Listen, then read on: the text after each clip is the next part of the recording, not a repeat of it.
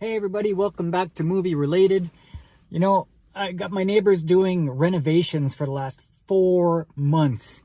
And it's just non-stop banging. It's like I live on like 666 Headache Lane.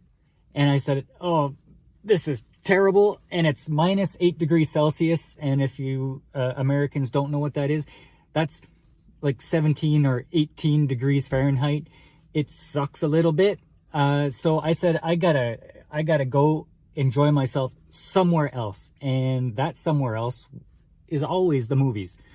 And so I went to see this thing about this psychopathic, narcissistic, soft-spoken ruler who steals the dreams and aspirations of his people to secure ultimate power for himself, eventually driving away the love and support of his people and even his wife. And I would forgive you for thinking that this might be a documentary on modern Canadian politics, but it's not. I said, Disney, take me away. Take me away to your magical kingdom where I can escape and enjoy all of the lovely, mystical, magical things you have to offer.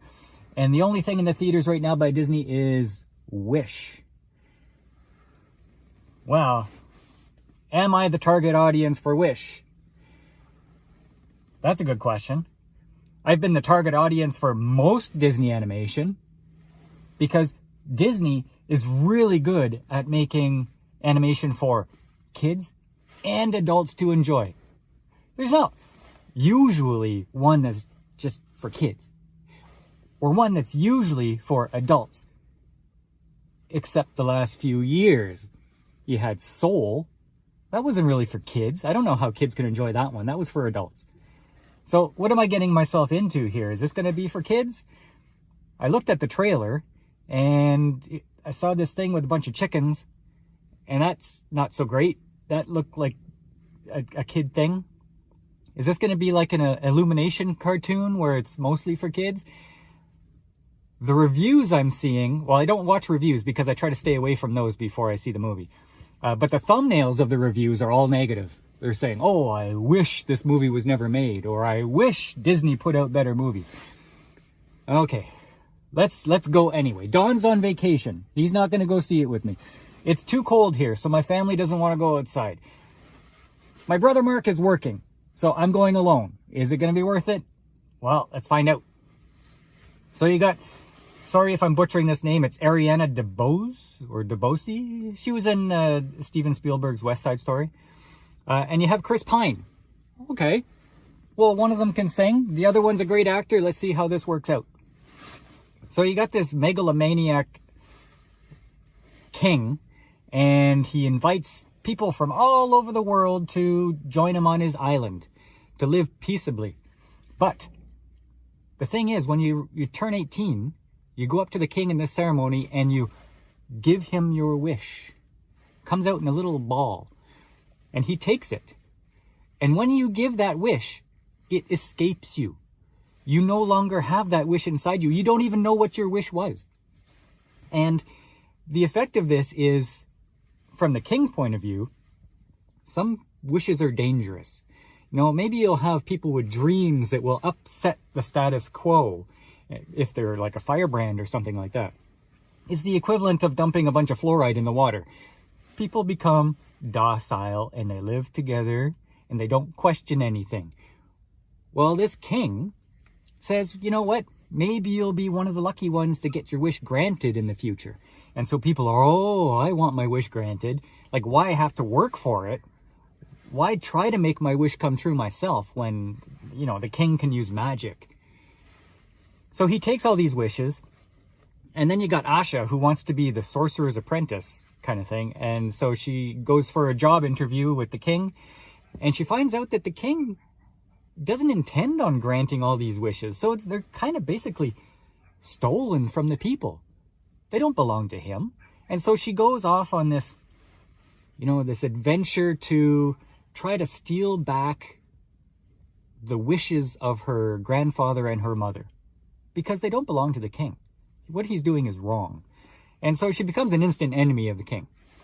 That's the plot of this movie. Now, one of the draws to this movie is if you ever wanted to hear Captain Kirk sing, he sings in this. Chris Pine isn't just the voice behind the king, he actually sings 2 songs in this. And at first, the first song, I'm kind of listening, I'm saying, okay, is he going to be any good at this? And I'm listening, I'm a little bit skeptical, but it works. I really enjoyed the duet between King Magnifico and Asha. It's really early in the film, and it was pretty good. Chris Pine did a good job. He sings another one later on where the song was fairly interesting, about all of his conceit and narcissism and stuff like that. But I don't know, I'd give that one maybe a 5 out of 10 for singing ability. Chris Pine admits that he was really worried about singing in this movie. I could see why. It's not his forte, but he did adequately. I would say that. Now, this film is all about Easter eggs. It's Disney's 100th anniversary, and they wanted to honor their heritage, I guess. And so they alluded to so many Disney films of the past. Like, even her group of friends, they were all based on the 7 dwarves. Each of them had a personality of one of the dwarves. You saw Bambi, you saw a bear that was supposed to be Little John from Robin Hood. And you find yourself throughout the movie saying, oh, okay, I get it now. I'm supposed to be looking for all these different things. And that was kind of interesting for me because I'm saying, is that what they meant by that? Is that why they did that? Okay, that was kind of a nice mission for me as I'm watching the film. Now, what about the negative reviews? Like, I didn't read any of the reviews. So I'm going into this thinking, is this going to be crap? Is this going to be another Disney fail? I'm expecting this to be crap. But then I said, wait, you know what? I'm getting tired. I'm getting tired of all the Disney bashing. Yes, they're failing on so many fronts right now. But I don't want to trash a movie because I'm upset with Disney business practices. So I'm going to go into this as a rebel. And my whole intent was to have a YouTube thumbnail with me crossing my arms and saying, I refuse to be negative. And then I was going to start the video with me admitting that I'm going to be negative because I anticipated not liking it. I thought it would be another Disney fail. But I can't do that because I actually enjoyed this film. It was pretty good. Now, I got into an argument with my son when I got home when I told him I enjoyed it and it was good. And I told him I would rate it a 7 out of 10. And he goes, and he got really angry. Like, he said, no, that's unacceptable. That means it's trash. I said, why does that mean it's trash? He goes, because Disney is at the top. And if they're not putting out something that's a 9 or a 10, then it's trash. Wait, why even bother? So, yeah, but I enjoyed the movie. It was a 7 out of 10. That's a good thing, isn't it? Well, I think people are being too hard on Disney right now. Like this particular movie. I'm not talking about Lightyear. I'm not talking about Strange Worlds, where you might have a problem with their woke agenda and stuff like that. I'm talking about this movie. And what I enjoyed about this movie is while there was no epic Frozen song, the song made Frozen. Let's be real. The music in this had some interest. There were some interesting songs. I enjoyed them. No standout things. You may even forget them when you leave the theater. But it was like I was sitting in an audience on a cruise ship watching the musical on stage. And I'm thinking, wow, they're entertaining me. This song sounds good. It goes with the story. It's just great. Great. Thank you for some good music. And then there was some comical bits. There was a neat story about wishing upon a star and having wishes granted and the role of the king. And it all flowed very well for me.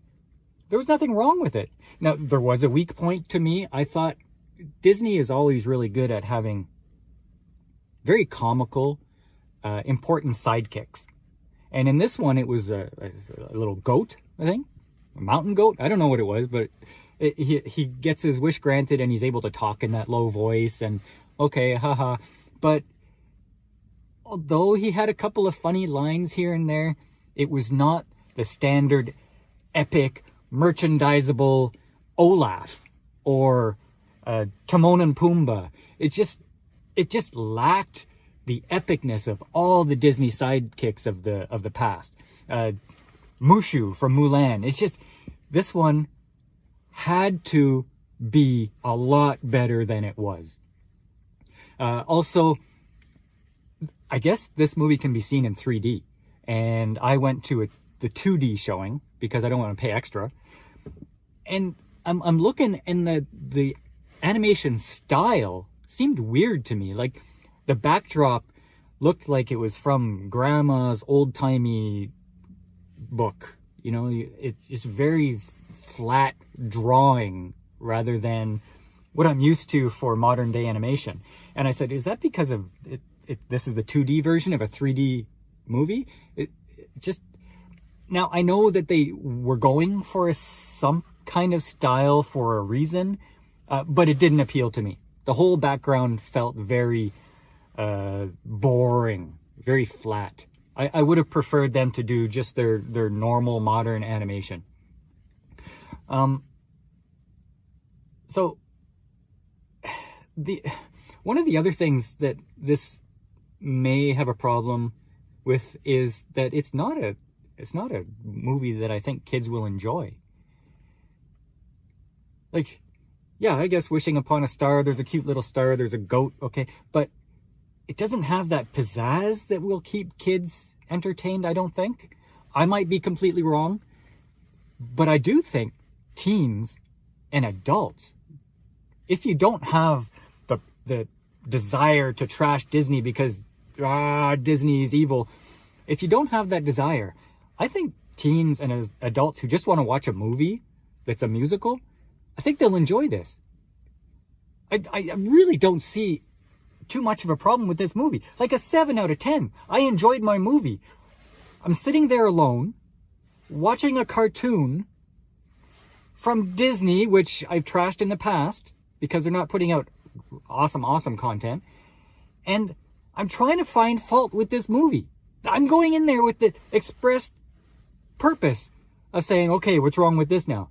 And I can't find it. I can't find a problem. So I'm sorry if you're watching this and you expected me to trash it because it's Disney, or to exaggerate the woke problems of this movie. There are all kinds of different skin colors in this. Yes, it's a female lead. It's a Disney princess. There's going to be lots of Disney princesses. That's what they do. Yes, the villain is an evil white man. Okay, we've had that before, but we've also had evil women too. We had Maleficent. So if you want me to trash it because of its wokeness, I didn't feel like this had a bunch of wokeness shoved down my throat. It was a decent movie. I enjoyed myself. I wasn't upset that I paid money, even though I was there watching a cartoon as a 50-year-old man by myself.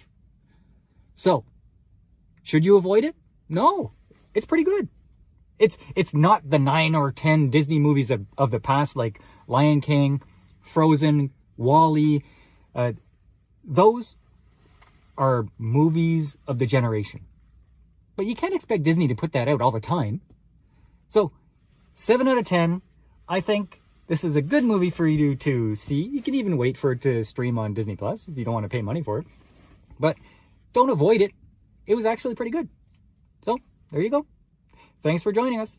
See you next time on Movie Related. Loo, loo, loo.